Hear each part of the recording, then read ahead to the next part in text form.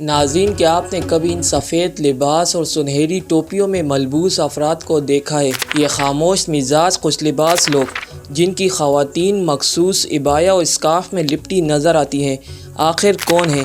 یہ کوئی عام جماعت نہیں، یہ ہیں داؤدی بورہ، ایک ایسا فرقہ جو صدیوں پرانی تاریخ، چھپے ہوئے اماموں اور فاطمی خلافت کے ورثے سے جڑا ہے۔ آج کی اس ویڈیو میں ہم جانیں گے ان کے عقائد، ان کی تاریخ اور ان کے اندرونی نظام کا وہ پہلو جو عام آنکھوں سے اوجھل ہے۔ لہٰذا آپ سے گزارش ہے کہ ویڈیو کو آخر تک ضرور دیکھیے۔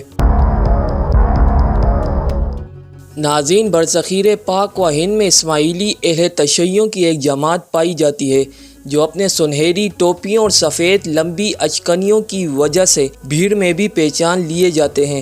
ان کی خواتین ایک خاص قسم کا عبایا اور اسکارف پہنتی ہے جو ان کا مخصوص لباس ہے، جو عموماً یہ لوگ بوری یا بوریا کہلاتے ہیں۔ البتہ یہ خود کو دعوت طیبی کے پیروکار کہتے ہیں۔ لفظ بورہ دراصل ایک گجراتی لفظ ویوہار سے اخذ کردہ ہے جس کے معنی تجارت پیشہ یا تاجر کے ہیں۔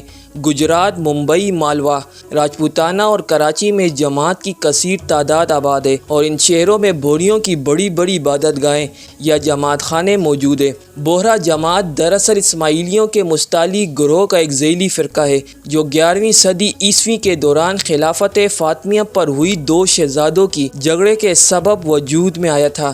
ان کی تاریخ کچھ یوں ہے کہ اہل بیت کے چھٹے امام جعفر صادق کی وفات کے بعد اہل تشیع دو جماعتوں میں تقسیم ہو گئے۔ ایک ہو کہ جنہوں نے حضرت امام جعفر صادق کی ایما پر ان کے بیٹے موسیٰ کاظم کو اپنا امام مانا، اور ہو اثنا عشری یعنی 12 اماموں کو ماننے والے کہلائے، جبکہ دوسرے گروہ نے حضرت امام جعفر صادق کے بڑے بیٹے اسماعیل کو امامت کا حقدار تسلیم کیا، اور یہ جماعت اسماعیلیہ کہلائے۔ اگلے کئی سو سالوں تک جماعتی اسماعیلیہ ایک نقطے پر مرکوز رہی۔ اس جماعت کے پیروکاروں نے مصر پر اپنی عظیم الشان حکومت کی بنیاد رکھی، جسے تاریخ میں دولت فاطمیہ کے نام سے یاد کیا جاتا ہے، لیکن دولت کی فراوانی اور لالچ نے یہاں بھی اپنا اثر دکھایا، اور خلافت فاطمیہ کے 8ویں خلیفہ مستنصر باللہ کے مرنے کے بعد اس کے دو شہزادے مستعلی اور نزار خلافت و بادشاہت کے لیے آپس میں برسر پیکار ہو گئے۔ ان جنگوں میں مستعلی نام کا شہزادہ فتح یاب ہوا، جس نے نزار کو دیوار میں چنوا کر زندہ درگور کر دیا۔ اگرچہ نزار حکومت اس جنگ میں ناکام رہا، لیکن وہ اپنی موت تک اپنے ماننے والوں کی ایک بڑی جماعت اکٹھی کرنے میں کامیاب رہا تھا۔ لہٰذا اس کے بعد اس کے پیروکاروں کو نزاری جماعت کا نام دیا گیا، جو ابتدا میں حسن بن صبا کی نسبت سے حشیشین کہلاتے ہیں، جبکہ موجودہ دور میں یہ جماعت آغا خانی کہلاتی ہے، اور آج یہ اعداد و شمار کے حساب سے اسماعیلیوں کا سب سے بڑا فرقہ ہے۔ جبکہ دوسری جانب مستعلی بھی صرف 26 یا 28 سال کی عمر میں زیر خورانی کی وجہ سے اس دنیا سے رخصت ہوا۔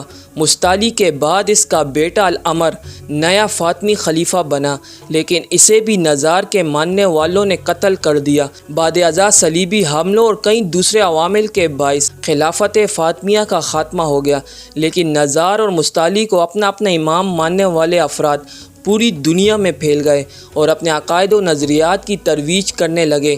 مستعلیوں کے مطابق الامر کے مرنے سے پہلے اس کے ہاں ایک بیٹا پیدا ہوا تھا جس کا نام طیب تھا، جسے مستعلیوں کے پیروکاروں نے نزاریوں کے خوف سے چھپا دیا۔ بعد ازاں اس کے اولادوں نے ائمہ مستعارات یعنی پوشیدہ امام پیدا ہوتے رہے، اور یہ فرقہ طیبی کہلائے جانے لگا۔ طیبی عقائد کے مطابق ان کی اماموں کی نقل و حرکت کے بارے میں کسی کو کوئی علم نہیں، نہ اسے کسی کا رابطہ ہے اور نہ کوئی اطلاع، سوائے داعی مطلق کے علاوہ۔ ان طیبی داعیوں کا یہ دعویٰ ہے کہ انہیں امام کی تائید حاصل ہے، اور بعض داعیوں کا یہ بھی دعویٰ ہے کہ وہ ان پوشیدہ اماموں کے ساتھ بذریعہ خطوط رابطہ بھی رکھتے ہیں۔ اگلے 5 صدی تک یہ دعوت طیبی کے نام سے جانی جاتی رہی۔ اسماعیلیوں کا یہ فرقہ نہ صرف ہندوستان بلکہ یمن، افریقہ، الجزائر اور دنیا کی دوسرے کئی خطوں تک پھیلتا چلا گیا۔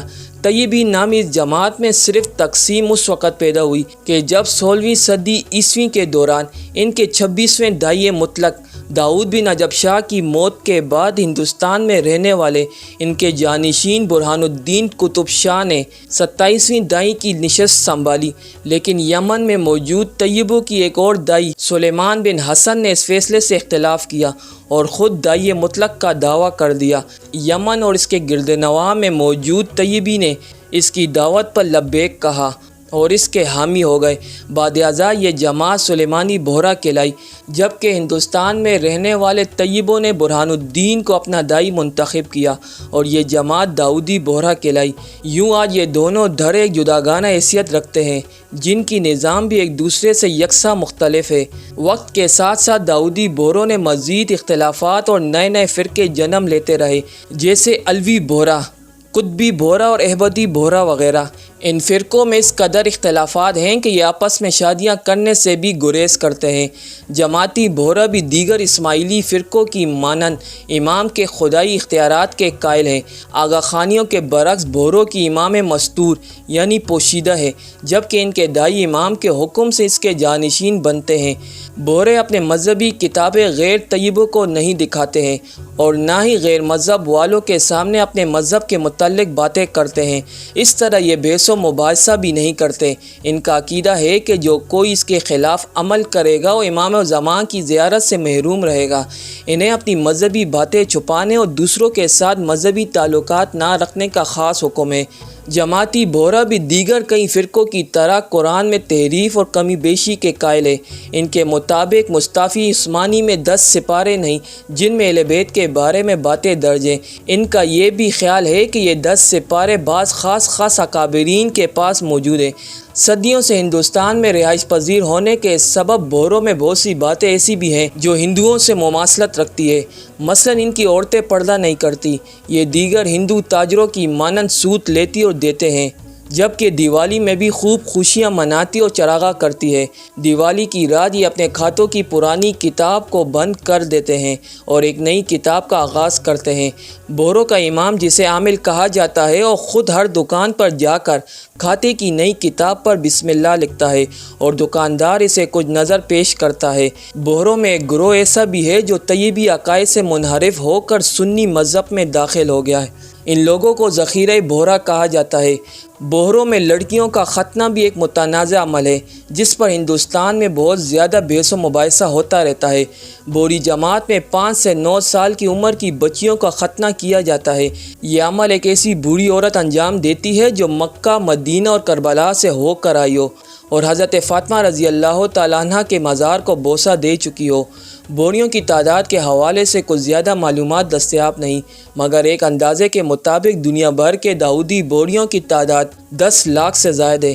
البتہ یمن میں بسنے والے سلیمانی بوڑھی تعداد میں قدرے کم رہ گئے ہیں۔ ناظرین، بہری جماعت ایک ایسی پہلی ہے جس کے کئی پہلو ہیں، مذہب، سیاست، تاریخ، عقائد اور ثقافت کے۔